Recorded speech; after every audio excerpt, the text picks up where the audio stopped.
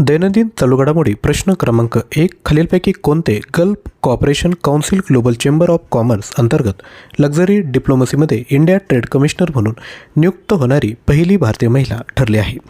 या ठिकाणी पहिली भारतीय महिला ठरली आहे, त्यामुळे हा प्रश्न अगदी महत्त्वाचा आहे. योग्य उत्तर आहे ऑप्शन क्रमांक ए, जीनत कुरेशी. प्रश्न 2. बिहारमध्ये होणाऱ्या 12व्या पुरुष आशिया हॉकी कपचे शुभंकर काय आहे?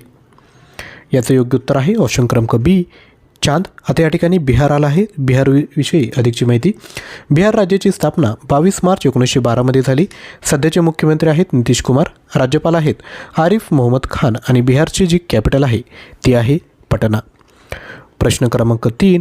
हवामान बदलामुळे जगातील पहिल्या नियोजित स्थलांतर योजनेअंतर्गत कोणता देश आपल्या लोकसंख्येचे स्थलांतर करत आहे? तर हा जो देश आहे तो आहे ऑप्शन क्रमांक सी, तुवालू. अधिकची माहिती. हवामान बदलामुळे जगातील पहिल्या नियोजित स्थलांतर योजनेअंतर्गत तुवालू आपली लोकसंख्या ऑस्ट्रेलियाला हलवत आहे. ही योजना 2025 पासून सुरू होईल. दरवर्षी 200 तुवालू रहिवाशांना ऑस्ट्रेलियात स्थायिक होण्याची परवानगी दिली जाणार आहे. यानंतर प्रश्न क्रमांक 4. युक्रेन रशिया युद्धाच्या पार्श्वभूमीवर अमेरिकेचे अध्यक्ष आणि रशियाचे अध्यक्ष यांच्यात पहिली बैठक कोठे झाली? तर ती झाली आहे ऑप्शन क्रमांक ए, अलास्का, USA या ठिकाणी. यानंतर तुमच्यासाठी होमवर्क आहे.